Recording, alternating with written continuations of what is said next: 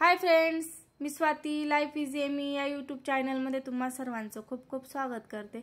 आज मस्त हलवाई स्टाईलमध्ये जे मिठाईच्या दुकानामध्ये 600 रुपये किलोचे जे लाडू भेटतात ना, खोबऱ्याचे, ओल्या खोबऱ्याचे, अगदी तेच लाडू आपण आहे ना 1 महिना घरी कसे टिकवायचे आणि अगदी सोपी रेसिपी आणि 10 ते 15 मिनिटात रेडी कसे होतात ते बघूया। चला, अगदी मी 2-3 नारळ चांगले उरले दसऱ्याचे उरलेले होते ते फोडून घेतलेत अशा पद्धतीने। आता पाठीमागचे साल काढून घेणार आहे। पाठीमागचे साल काढून घेण्याचं कारण असं की आपले लाडू छान असे पांढरे शुभ्र येतील, तर अशा पद्धतीने मी पाठीमागची साल काढून घेतली।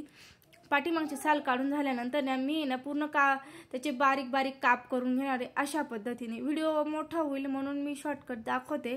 तर आता आपण मिक्सरला छान पद्धतीने मिक्सरला बारीक आपण दळून घेणार आहोत। छान असं बारीक दळून घेणार आहोत, किसण्यापेक्षा हा छान लाडू मस्त होतो। तर अशा पद्धतीने बघू शकता अगदी बारीक मी दळून घेतलं, चोथा टाइप करून घेतलेला आहे। आता आपण एक पॅन ठेवून घेतला।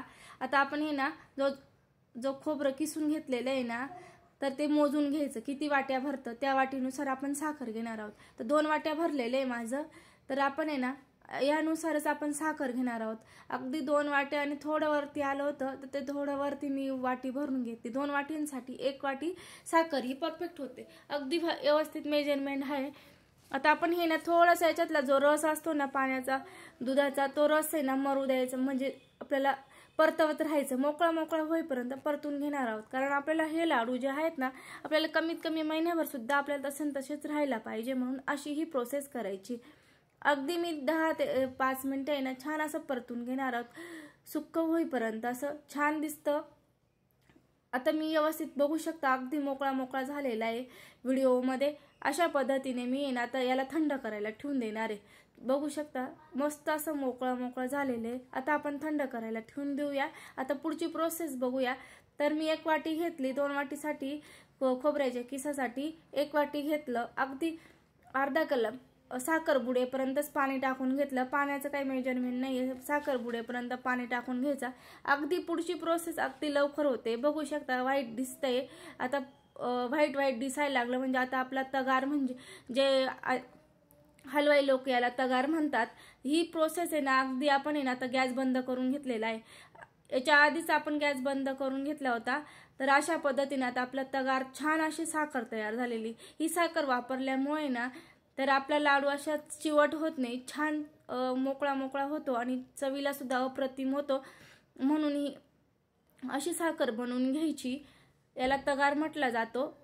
आणि आता माझी थोडीशी हे होती, तर तुम्ही मिक्सरला सुद्धा वाटून घेऊ शकता किंवा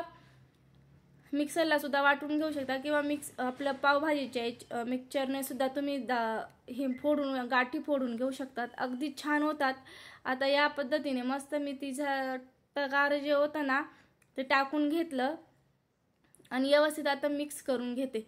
मिक्स करून घेतलेला गॅस माझा बंदच आहे, फक्त कोमट करून घेतलं होतं आणि जास्त गॅस न वापरता मी फक्त कोमट केलं आणि त्याच्यात मिक्स करून घेतलेले। अशा पद्धतीने आता आपण खाली काढून घेतलं। काढून घेतल्यानंतर छान थंड होऊ दिलं आणि पटपट असे लाडू वाळून घेतलेले व्हिडिओमध्ये बघू शकतात। अशा पद्धतीने मस्त असे लाडू तयार होत आहेत, अगदी झटपट आहेत। आता बघू शकता मी तुम्हाला दाखवते, अगदी छान मोकळे मोकळे आणि बघू शकता किती वरती खाली फेकले तरी सुद्धा छान असे लाडू फुटले सुद्धा नाही, इतके छान असे लाडू होतात।